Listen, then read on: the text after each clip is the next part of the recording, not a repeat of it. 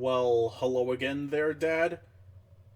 Welcome to the third and most likely final part of SCP Unity. I, if this game were finished, I would have done the whole thing, but I don't know.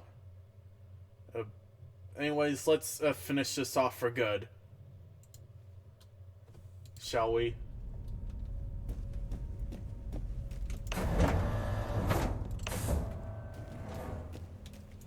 Okay, so we're in sub-level 1, and over here is the Skyroom cafeteria and lounge, and the security offices. So, yeah, let's go in. Loading new cluster, please wait.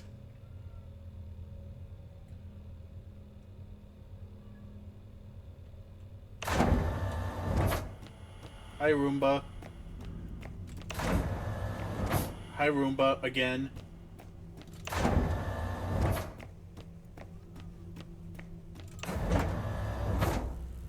Oh boy, this room again. Well, we're in sub-level 1 now, so...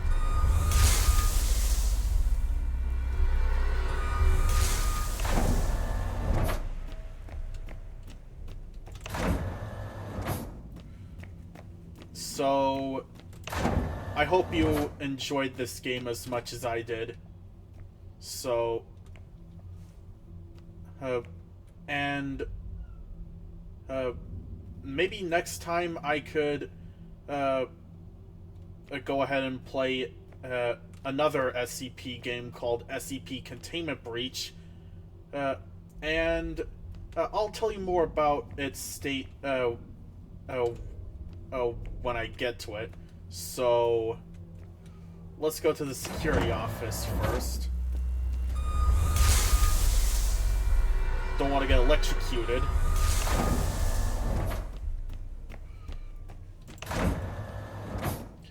I hope you enjoy Smoochie yowling in the background, because I can't stop it. So, yeah. My god, there's so many Roombas here. How many Roombas do you need? I get it. There's lots of hallways here. But Jesus, do you need that many Roombas?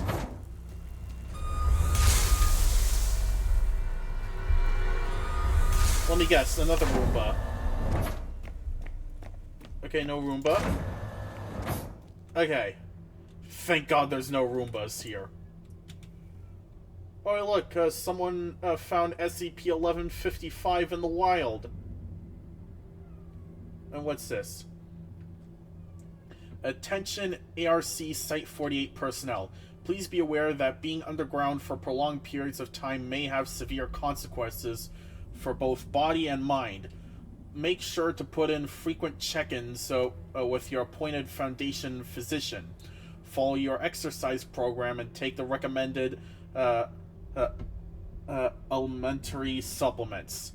If you believe to be suffering from psychological issues stemming from isolation and confinement, please consult your superiors for psychological screening. ARC Site-48 Administration.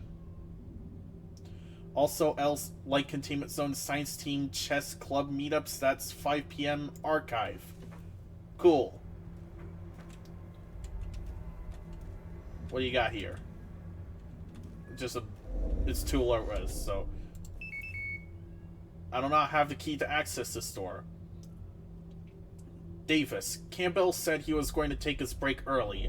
If you need anything, you can find him upstairs in the Skyroom cafeteria. Well, I guess we're going to the Skyroom cafeteria then.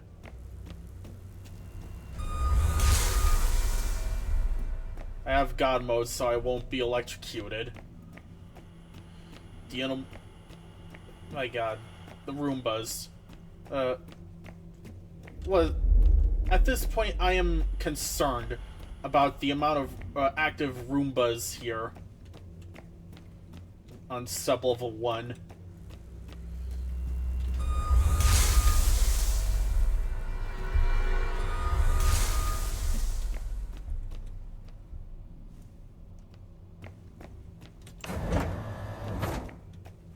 So, yeah. Let's go to the Skyrim cafeteria. Up here.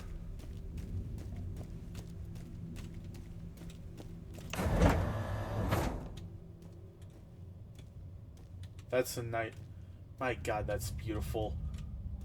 Just seeing that outside from here. Hello, flamingo. You're not a duck. Stop trying to think you're a duck, because you're not. You're a flamingo. Yeah, lots of chaos is going outside.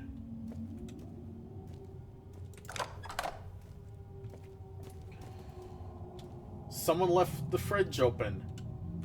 Close that. I guess we don't care. Hey, look. A key card. We can use that in the office. Let's just hope 106 doesn't... Oh, god damn it. Hello.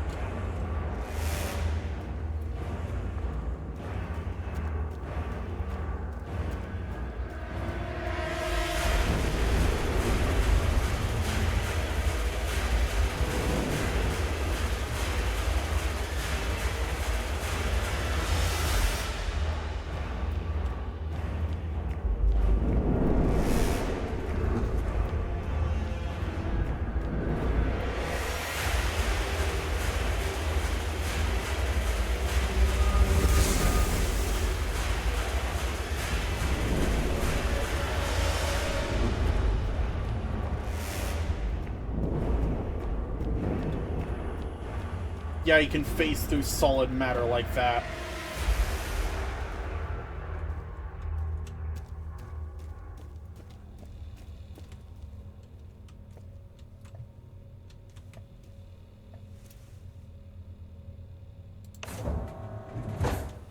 Also, before we,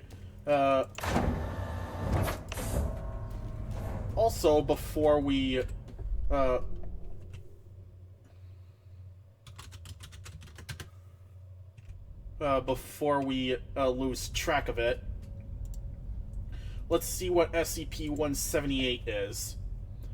Clearance Level 2, Item Number SCP-178, Object Class Euclid.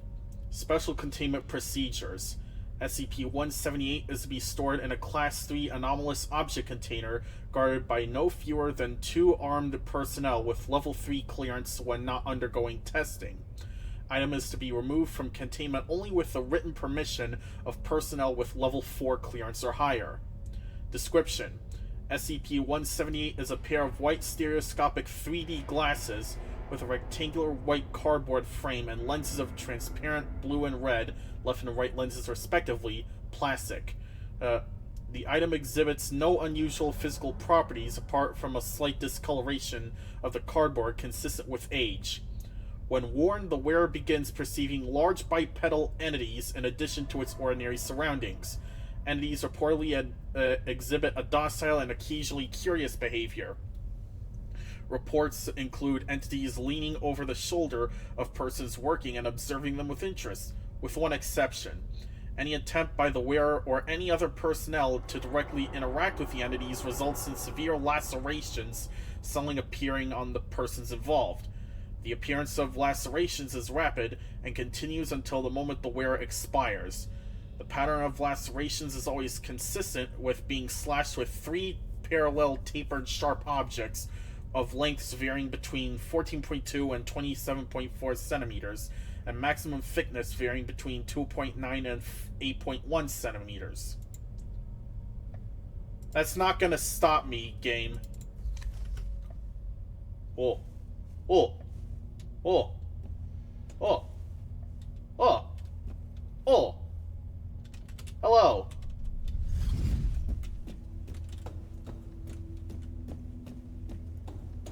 Hello.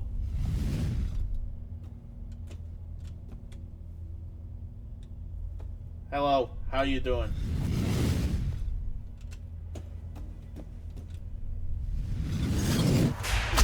Oh god.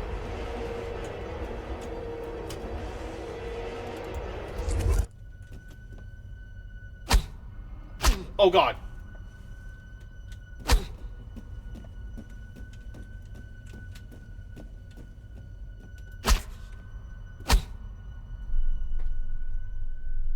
Well then.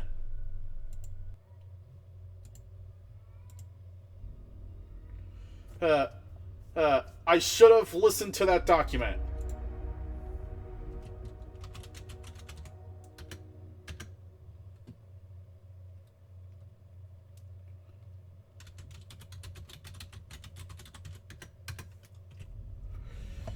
Anyways, let's not do that again. Now, where were we?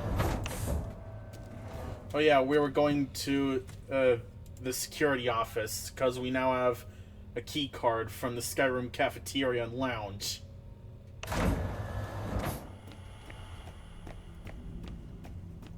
So, let's do that.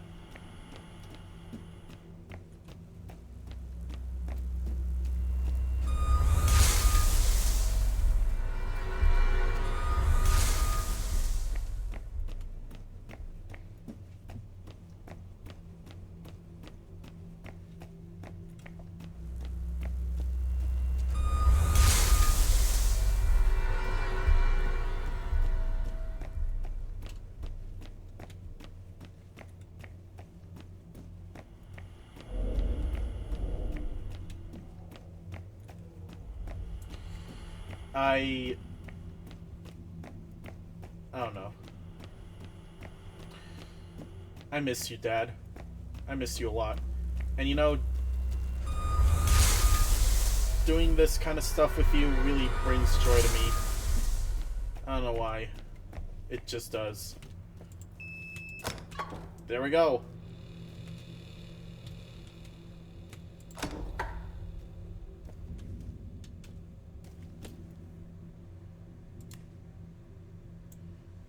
That's some nice stew. Stew. SCP-131 key.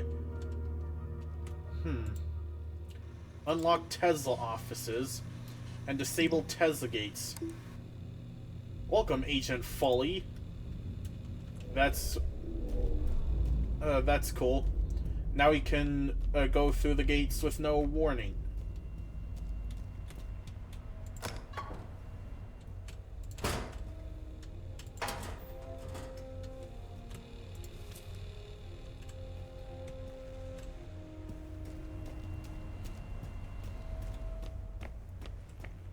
Yeah.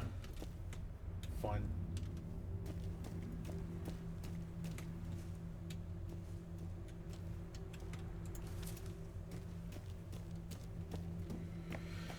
So yeah, now we can go and do stuff with SCP-131, which are the iPods that follow me around and help me out with keeping an eye on 173.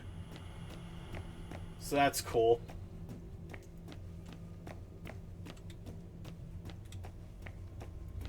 Yeah.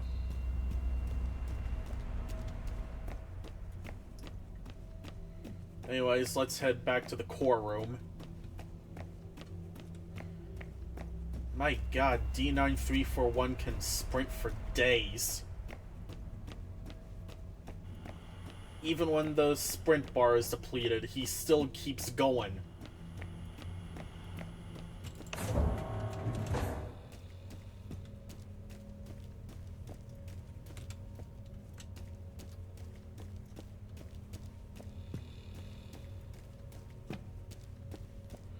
Anyways, archival storage and staff offices.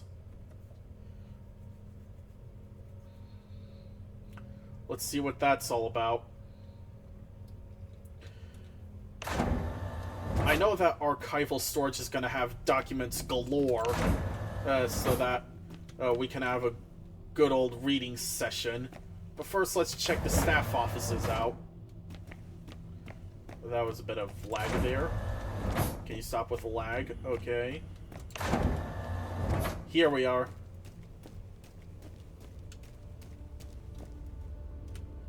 Nice little area. Hello, fish.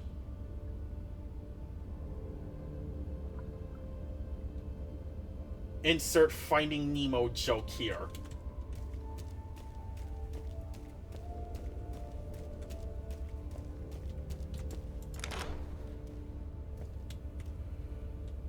I love that. That is the best picture ever.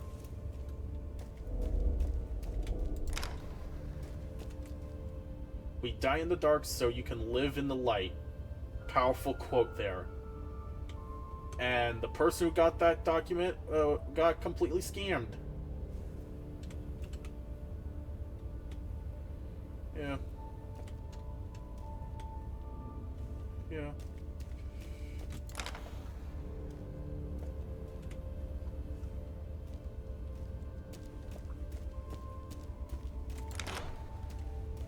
Now this is just boring. More boring. And lots of boring. Okay. That was cool. Now to go to the archival storage.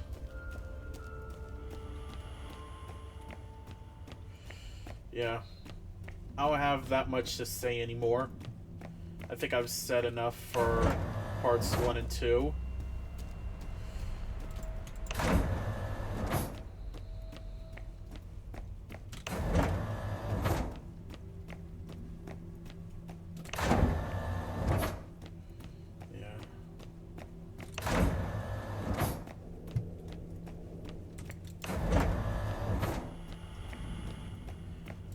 My god, there's so many Roombas.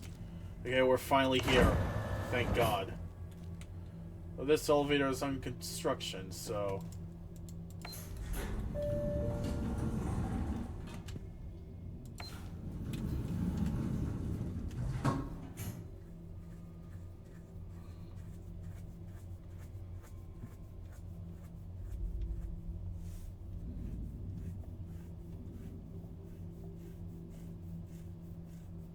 Hello?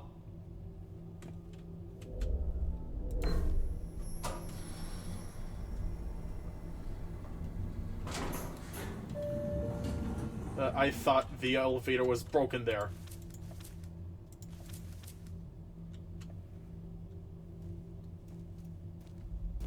Hello, Ghost Duck. What do you... Hello. I guess you're gonna do nothing. Okay, never mind. You're gonna do something.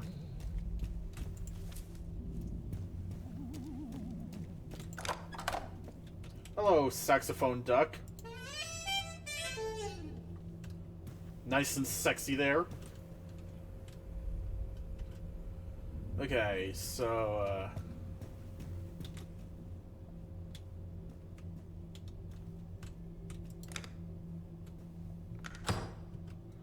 So let's do some reading here, shall we?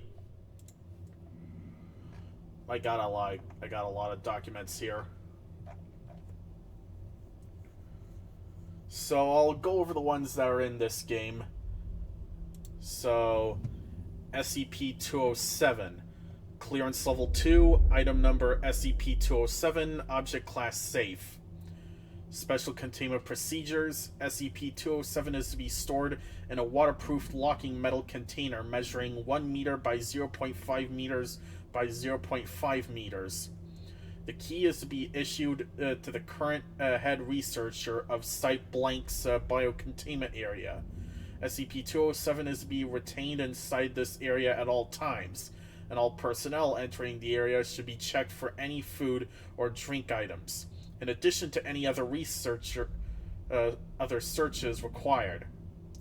Any staff seen ingesting SCP-207-1 are to be retained for future study, with all Foundation clearance levels removed. Description: SCP-207 refers to a crate containing 24 Coca-Cola brand cola drinks. The bottles are designated SCP-207-A to X. SCP-207-B is currently the active bottle for testing, and no other bottles are to be opened without authorization from 2 Level 4 researchers. All bottles have been clearly labeled to aid identification. The liquid held inside these has been confirmed to be identical across all of SCP-207 and should not be ingested outside of supervised testing. The liquid has been classified as SCP-207-1 and is to be treated as a Class 2 chemical hazard. SCP-207-1 does not appear to alter with age.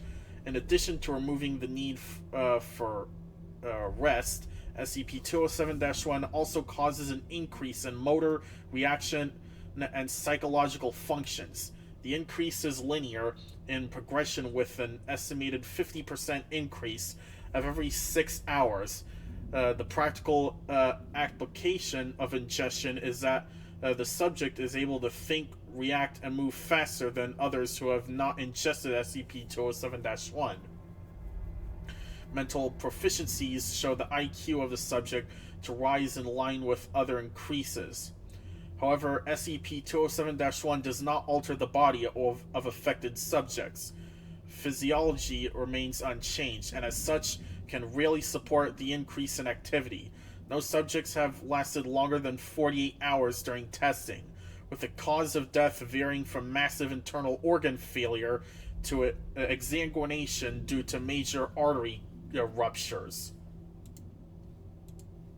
Well, I got 2 of these in my inventory, so I'm not drinking that. Anyways, speaking of not consuming stuff, Clearance Level 2, Item Number SCP-1079, Object Class Safe. Special Containment Procedures. All instances of SCP-1079 are currently stored within Containment Locker 1079 at Site-19. Furthermore, watch list databases are to be updated with SCP-1079's information in order to intercept any new shipments which may appear in the future. Description: SCP-1079 is a designation given to a number of sweets brightly labeled as Dr. Wondertainment's Bubble Bath Bonbons, copyrighted. Currently, the Foundation has blank crates of SCP-1079 in containment, originally containing 64 packets each. The label on each packet provides the name of the product and 2 warnings: not suitable for children under 3 years, and only 1 sweet is to be taken per sitting. In addition, it lists negative % daily values of several nutrients, vitamins, and minerals, none of which are present in SCP-1079. Human subjects report tingling sensations immediately after the consumption of SCP-1079. 10 to 15 seconds later, the subject's own blood is secreted as pink, bubblegum-scented foam from the subject's pores on their abdomen, arms, and back. The total volume of blood secreted in this way is typically from 30 to 50 millimeters and does not pose an immediate health risk. The volume of blood secreted increases exponentially as more pieces are consumed. Bubbles form in the subject's blood as a consequence of the SCP's intended function, causing the subject's blood to boil. Death by exsanguination occurs in 95% of subjects who have consumed 4 or more candies in one sitting. Exsanguination is compounded by foam collecting in the lungs of the consumer. After standardized animal testing was conducted, it was found that SCP-1079's effect scales with the consumer's body mass. So I'm not going to be eating those, thank you very much. SCP-553. Clearance Level 2, Item Number SCP-553, Object Class Safe. Special Containment Procedures. SCP-553 are kept in a 8 meter by 17 meter by 5 meter steel-walled room whose interior replicates conditions in their originating cave system. Native cave flora and fauna are to be maintained in sufficient quantities to provide the appropriate nutritional needs of SCP-553. Multiple IR and night vision cameras have been installed in order to provide full coverage of the interior, as well as numerous passive acoustic sensors. Description: SCP-553 is a colony of approximately 140,000 winged organisms superficially resembling butterflies. They possess a silicon-based biochemistry and are composed primarily of calcium and silicate compounds. The body of a member of this species is mostly calcite, with some of the internal organs composed of a material similar to quartz with plesioteric properties. The average observed wingspan of an adult is 2.3 centimeters. When any adult instance of SCP 553 suffers significant damage, it produces a unique sonar signature which alerts all other nearby adults to the presence of danger. Adults will swarm the perceived source of danger and proceed to attack it by attempting to slice it with their wings. The wings of SCP 553 members have an average thickness of 5 centimeters, where they attach to the body, and taper rapidly to any average thickness of 0.05 millimeters with sharp beveled edges. In testing, individual lacerations as deep as 1 centimeter have been measured. However, deeper lacerations usually result in some portion of the wing structure breaking off in the inflicted wound. These fragments typically continue to fracture if the wound due to mechanical stresses. The circulatory fluid of SCP-553 reacts with most carbon-based tissues in a necrotizing fashion, resulting in significant post-traumatic infections. Okay.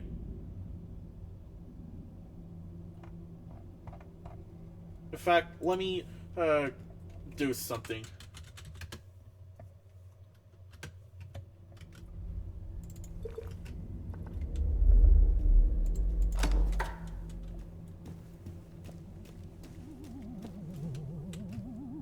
Screw it, I'm gonna do it.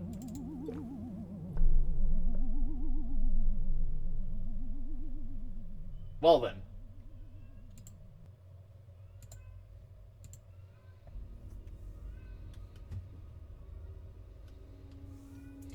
Well then, I guess now has been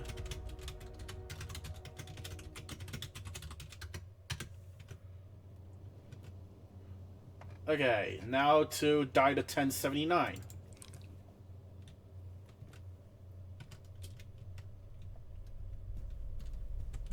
What's happening to me?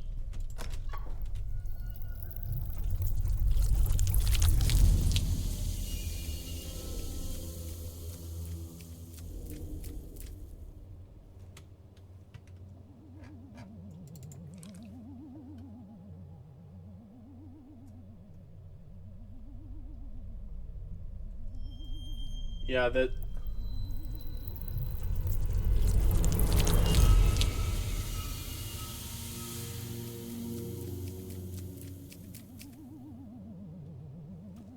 Yeah.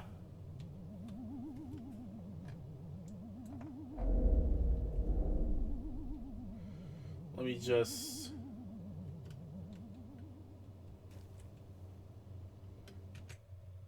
Yeah, that's gross. Anyway.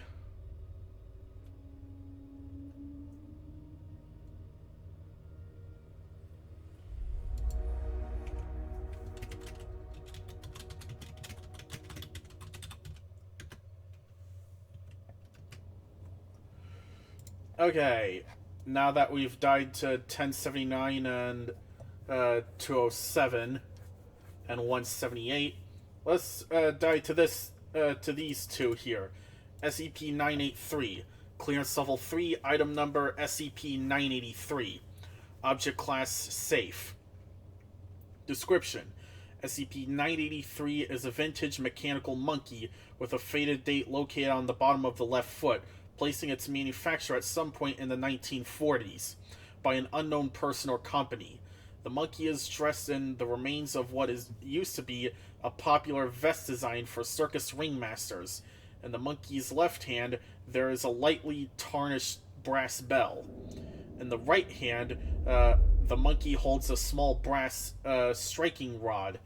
The monkey is capable of emitting speech and sound, although examination of the object has revealed no seams, screws, or openings that would indicate a method of disassembly.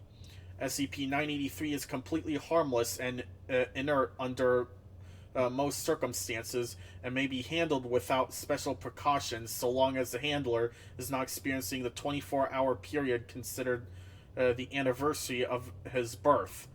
Once SCP-93 physically comes into contact with an individual on their birthday, it will spring to life and do a single backflip before raising its bell and singing a simple song. Ring ding ding ding, it's your birthday! The single verse will be followed by the monkey striking its bell, producing a tone that varies in pitch from quite high to rather low.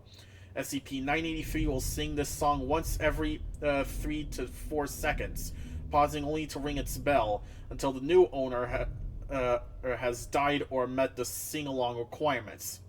Each verse sung by SCP-983 appears to age the owner of the item by what is estimated at 1 year. By singing along with SCP-983, the owner may deactivate the monkey, which, once done successfully, results in a triumphant declaration of birthday from SCP-983, at which time it will ring its bell once and produce a single gumdrop-style candy from the bell.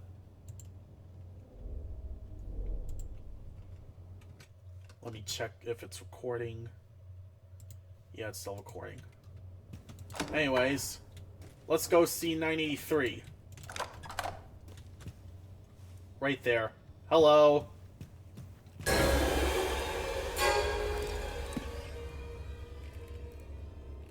birthday to you. Happy birthday to you. Happy birthday. Something is keeping you from leaving. Ding ding ding, it's your birthday. Happy birthday. You feel the urge to hum along with the monkey's song. To you. Happy birthday. Let's go with you. Ding ding ding, it's your birthday. Happy birthday to you. Happy birthday to you. Happy birthday. Let's go with you. Ding ding ding, it's your birthday. Happy birthday to Did you always feel this old? you. Happy birthday. Ding ding ding, it's your birthday. Happy birthday to So cold. Happy birthday to you. Happy birthday. Let's go with you. Ding ding ding, it's your birthday. Well then. That was disturbing.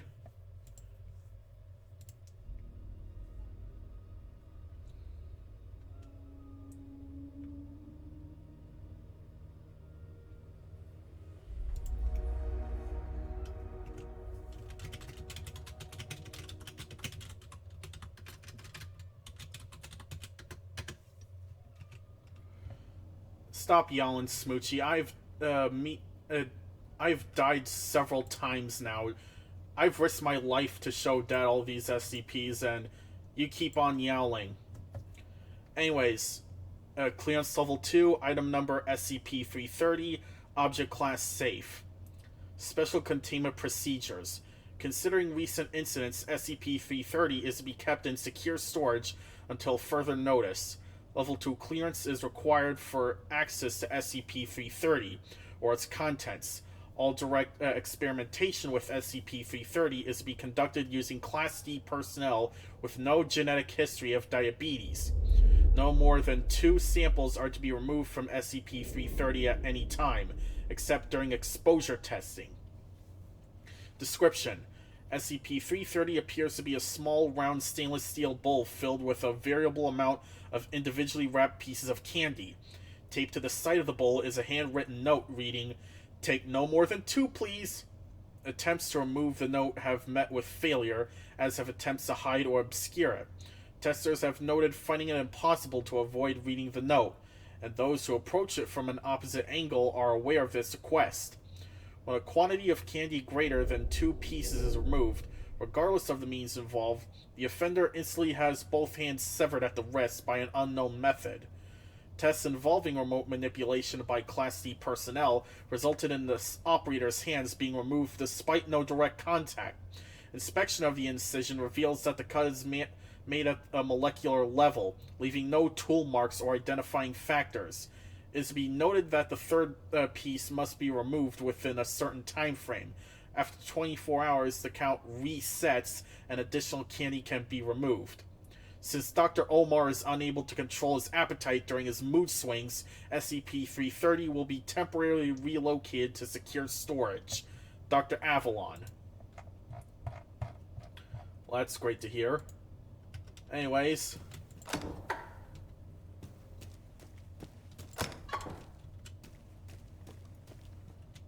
There it is. Take no more than 2, please.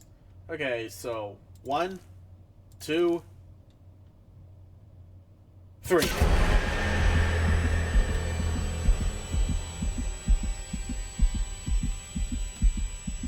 There's my hands.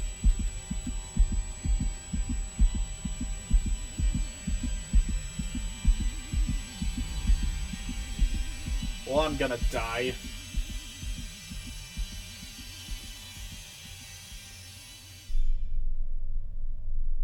Ow.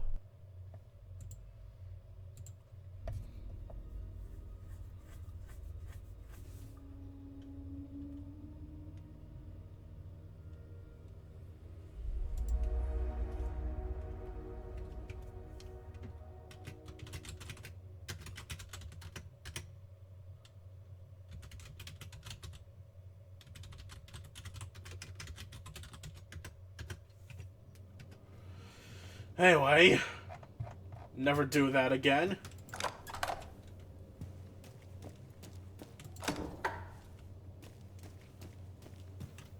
Not touching you.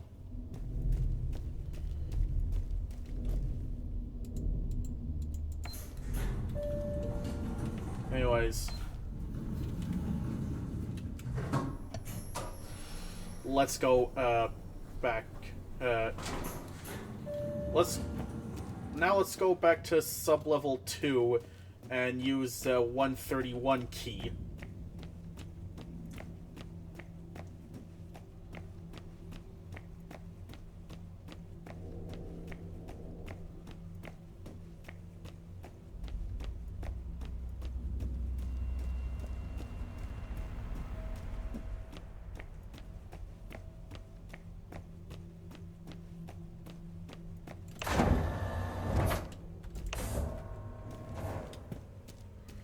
Anyways,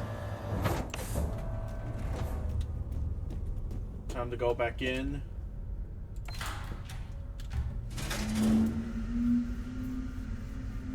Now arriving at sublevel 2. Light containment zone, sublevel 2.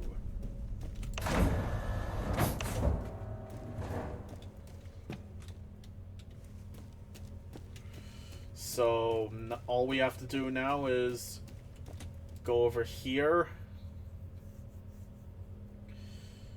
And we will be done with SCP Unity. Unfortunately.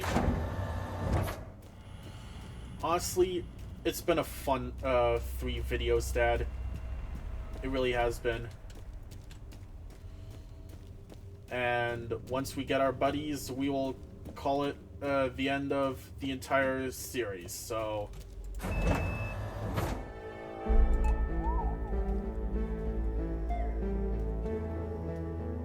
SCP-131 has started following you. There's one iPod. Where's the other iPod? There's the other iPod. Come with me. We're getting out of here together.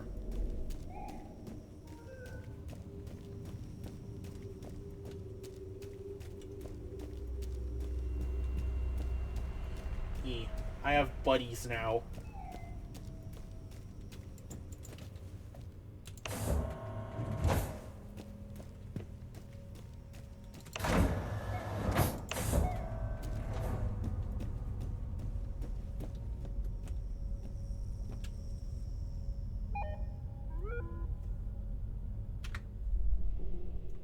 So, thank you for watching, Dad.